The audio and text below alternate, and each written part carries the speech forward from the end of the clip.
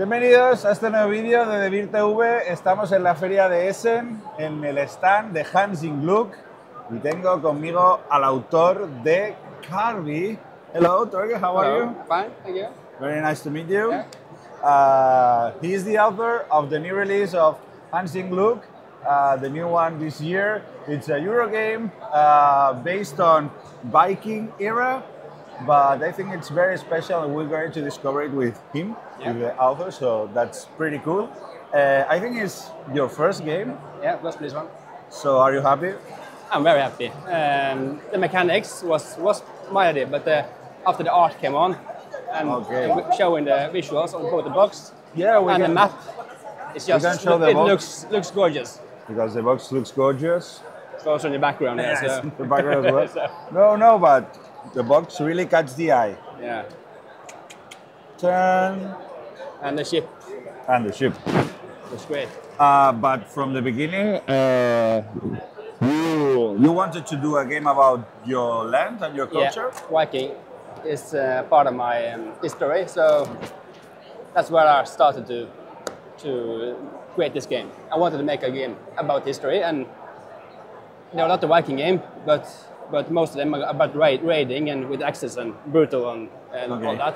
I wanted to show something more with the trading part and colonization that also the Vikings did. So that's important. It's not a Viking game like others. You can raid as well. You can be brutal as well. Okay. But you don't have to do that. It's more a calm down. Yeah, it's a Euro style. It's not a Ameritrash. Okay. In which era we are? This is the big. It's from 800 about to 100 years forward. So when the Vikings started to leave Norway, going west to the seas, and also discovering the islands north of England, and also afterwards England and Ireland. So this is the map of the northern seas with England and Iceland and Ireland. Very cool. Tell me a bit how it works. Yeah. So this is the ship's part, but the main board is actually this rondel board where you do. It's a rondel. Okay. Where you do actions. So it's an action selection mechanic where you move dice around the board to take actions. So say I'm the purple player, I can choose how far I want to go and take which actions I want to take. So the last die always go first. And also there's a number of pips here, which symbolize beer. Okay. So the Vikings, this is Viking, needs to drink beer to do work. So, like me. Yeah, like you. So to be able to take an action, you all have to move it and also reduce the number of pips with the number on the board. So as you go around, you can test here, for example, and reduce it down to a 1 and take that action. Okay. And then as you go around, you can refill the beer on different actions. And also on your turn, say it's the purple player's turn, you choose a spot, and you can also do a scouting action. So the purple player have a ship, which is a Karvi, where the name come from. And the Karvi is a scout ship that has provisions on it. Okay. Here are the knekkebrot, which are used on your travels. I found this one. You found a small one, so it's for the deluxe version. Yeah. Special version. Oh, that's good. So good. Ah. Oh, good. That's good. Sorry. A bit dry, I guess. So on your turn, you can also move your ship, and you can move as far as you like, but you will use pay provisions to move your ship. So on your turn, you can move directly 1-2 steps, for example, but that will cost you 2 provisions to go there. Or you can choose to stop here to pay 1 provision. And also there's a bit of fighting for the spots because there's only place for 1 ship on each spot. So if the green player will want to go here, it would have to be stronger military, or we have to use additional provisions to go there. Okay. So it's a bit tight for positions on the map. There's a lot of interaction here. Yeah, a bit. But also, the main reason for the board is to scout the seas and get some objective cards. So for example, there are, if I'm the purple player again, and my goal is to trade. Usually I want some trading, I want some raiding, and some colonization in every game. But I would like to focus more on one of them. So there are 6 locations for trading, the yellow ones. There are 6 locations for raiding, the red ones. And also 6 locations for building colonies. Raid is either trading colonies or raiding colonies, which are these figures. So when I move a ship, I will stop on some place. For example, go over here, pay 2 provision, and get to choose one tile that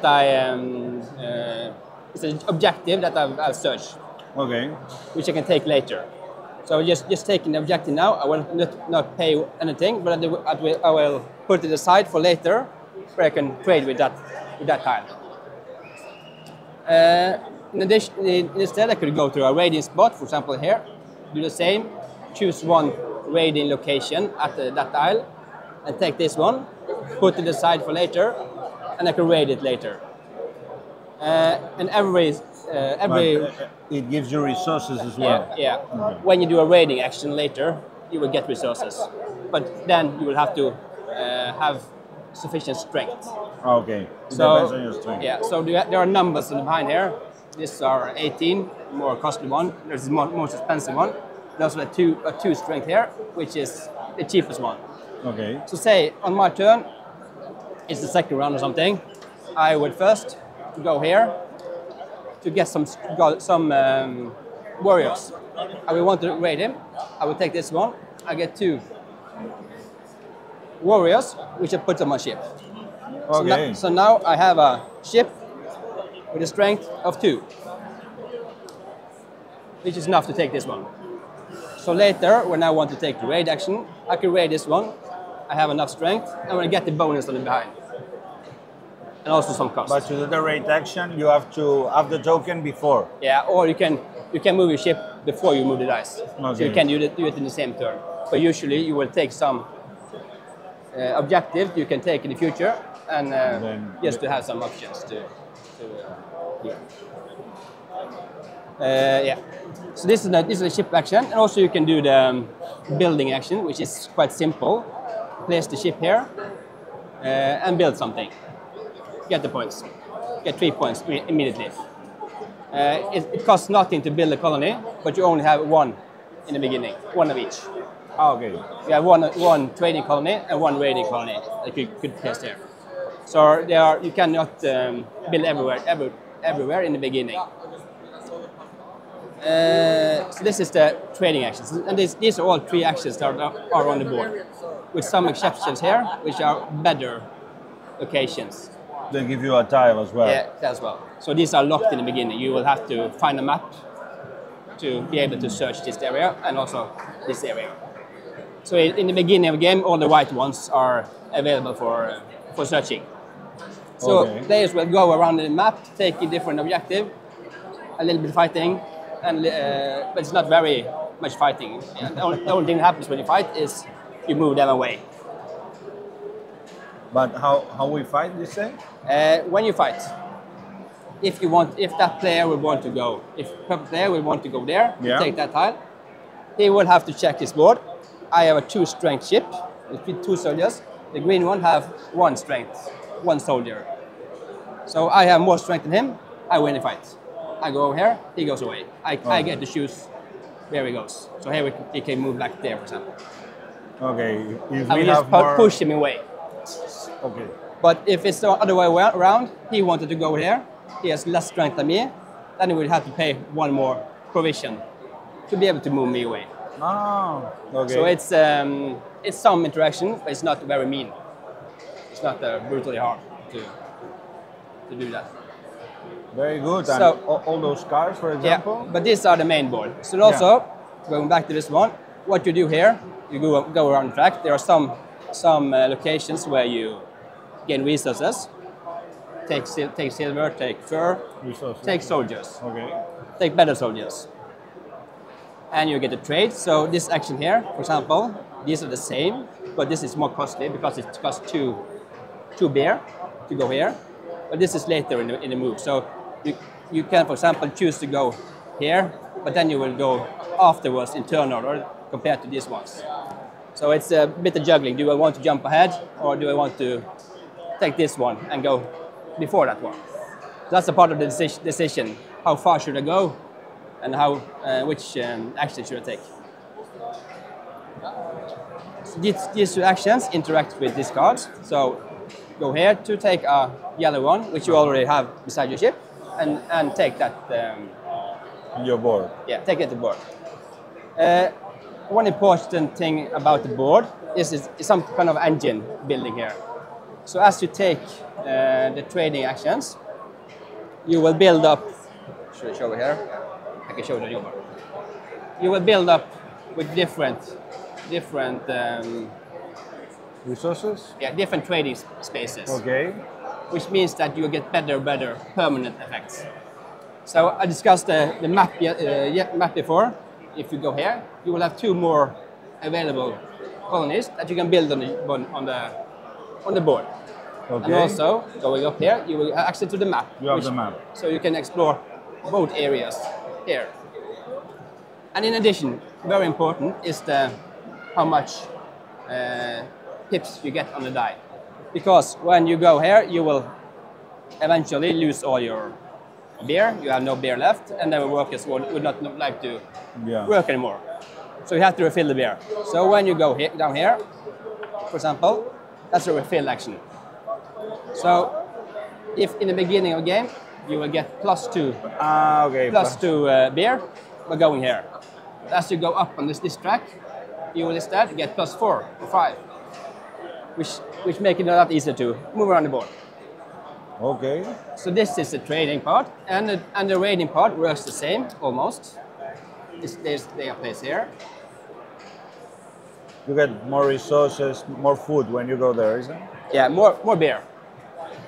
This is more food. Yeah, correct. So if you go here, you get food for your ship, which makes it easier to move the ship around and do a lot of actions on the board. So you would like to do a little bit of both, but you have to focus on raiding, trading, colonization. Where do you want to go? Okay, and you go improving your boat. Yeah. Step by step. Yeah. And also, so that's the raiding and trading actions. We also have some additional actions here. I can show the green one. This interacts with the colonies that you built on the board. So say a bit later in the game, I would have placed this one and this one and this one. When I take this action, I will gain income from my different sites. So in the beginning of the game, I will get one resource and 1 strength. Okay. So let me show the strength symbol. You can show here. This one. Those are soldiers, or is passive strength? No, you improve your soldiers. So say you have gained 2 soldiers earlier, you take this action, get +3 strength, you can upgrade your soldiers. So 2 4. 2 or 4. Or mix them both. Okay. Or upgrade both with a total of +3. So these ones go up to 6, so you get better and better workers. And to be able to get to the best spot, you have to be at 24 strength. Ah, yeah. And one more thing, raiding is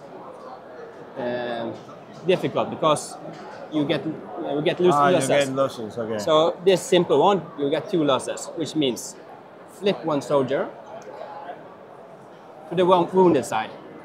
He still has a strength of 4, he can still do damage. Some wounds, doesn't matter, but if you take another hit, he's out. But you go to Valhalla and you get points for it. Ah, okay. So you get 4 points for losing this one. That's one strategy you can do to get kill points. Your warriors. Kill your warriors to get points. That's in a Viking spirit. That's a good game changer. Yeah. So now I showed all actions except for the last one, which is the upgrade ship. So here is where the player powers come to mind. Each player starts with 2 of each upgrade style, and they are different, and they will be different in every game. So awesome. that's sort of direction for how you want to do the game. So you start with one objective tile. You have 3 available objective tiles, and you choose one of them. So for example, I want to do a trading strategy this turn. I can choose this one, which means I will get 10 points if I had taken 4 of these 6 tiles, or I can get 26 points if I had taken all 6 of the trading tiles. So I can place this one here to aim for that goal. The bottom one should be doable. The top one supposed to be difficult, at least in the first game. Now you can do until 3. Yeah, you can buy 3 stuff. And going back to the map again, you can also get there's more. More here, which get you more bonuses. But a maximum of 3 in each game. 2 per red, okay. 2 points for each trade tile, for example. Okay. These are the points, and these are the permanence effects. So by doing this action again, you may upgrade your ship. Pay 2 resources to get a permanent bonus, which means, for example, this one, gain 2 points, place it on your ship, and each time you do that action later, you will get a new soldier to your ship. Okay. Which makes sense with the killing warriors thing. For example, I can kill my warriors because I get new ones. Bit of engine building. Yeah. This one, for example, you can upgrade this one to get a permanent bonus, which means the expensive actions, which cost 3 normally, which is expensive, only cost 1 bear. They need that less bear. The yellow ones or all ones? No, everyone's. Everyone. All actions only cost 1. Wow. That's your action. I have a different setup, so I can do different things. And also here, for example, taking this one means that each raiding tile will gain you 4 more points, and you will lose 1 less damage. And also you earn points for improving your ship. So that is the main upgrades. And the last thing I haven't shown you is the cards. There are some cards that you only get the resources from. So for example, if you take a trading tile, you get to choose one card, which gets you a bonus. For example, a new warrior and a new card. Strength and a card, for example. Or heal your soldiers. And there's a market open. Yeah, it's a market open that's getting refreshed every time. But also, you get to choose cards here. These are special cards, and you can see in the back, you get some indications of what type of card it is. Right. So, combat, yeah. And this interacts with the bear or the map. Or these ones interact with the navigation, moving your ship around. So for example, if you take a card here, this one you get to choose the upper one or the bottom one. Heal 3 soldiers, which is good because you have lost some lives earlier. Or get plus 3 strength on 1 soldier. This is one-time effect. One-time effect. You have to pay the cost and get an effect. And they get better below. There are 2 levels, so the bottom one often give you points instead for having a good ship with a lot of soldiers. So this interacts with your ship and how you fight, how well you fight. These cards give you some effect on the board. For example, here you get plus 2 on 1 dice, or you can choose to get 4 points immediately. This one, for example, is a nice trick because you can move backwards. So you can that's a really good one often. You can go backward and take additional action to get more points or more. And you play again. Bonuses. Yeah, and then you continue to go. You're still behind working, so you can continue around afterwards. And also the last one, which gets you to move your ship faster, fly around the ship map, and move away the other ships. Okay. So yeah, we play 3 rounds. How many rounds? 3 rounds around the board in a 3-player game. In a 4-player game, you play with 1 die each instead, and 4 rounds. So that's the difference. With a 3-player game, you have 2 dice, which you can use to juggle a bit. One can move forward ahead, and one can go behind and take some other actions.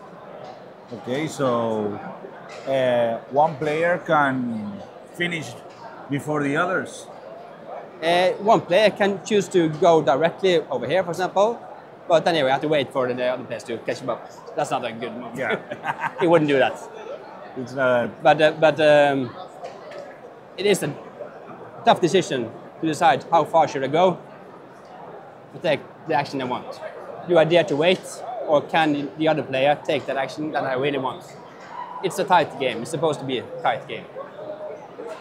Cool. And you say 3 and 4 players, 2 players. It's not allowed. Yeah, 2 players again.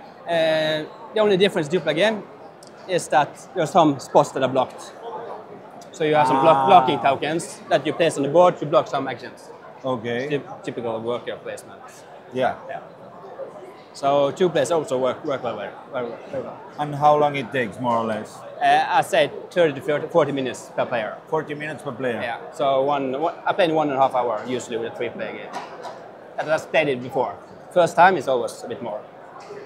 Very good. And when you were designing the game, as is your first game, you were inspired by other things?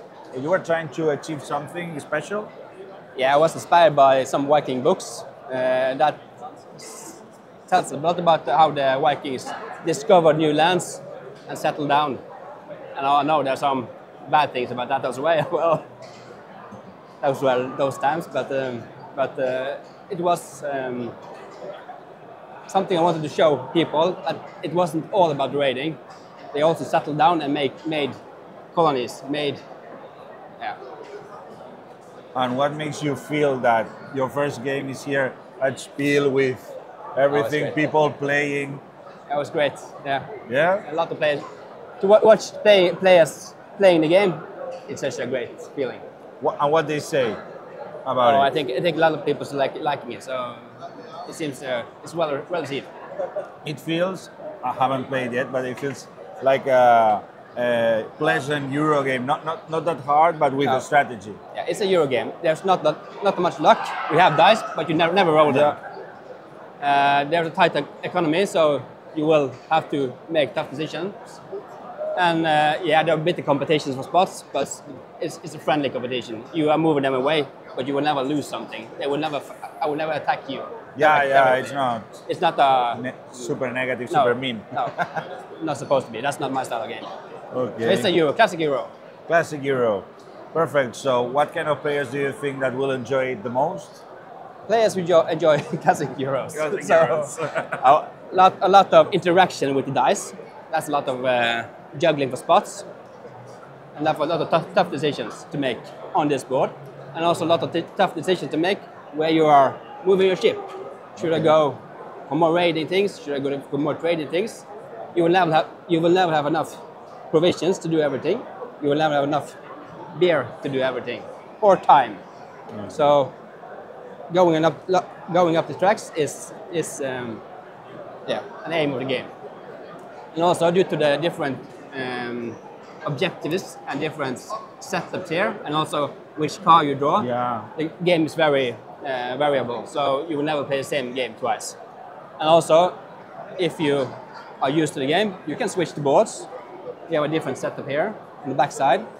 You can move it around for more advanced players. Okay. I wouldn't recommend it for the first games, but when you play it a lot, there are different things you can do to get more variability. Okay. Awesome. Last question. If I eat everything, I can start with 5 points more? That's a deal. It's on the rules? Good luck. Thank you very much, Torgeir. Nos vemos la próxima, chicos.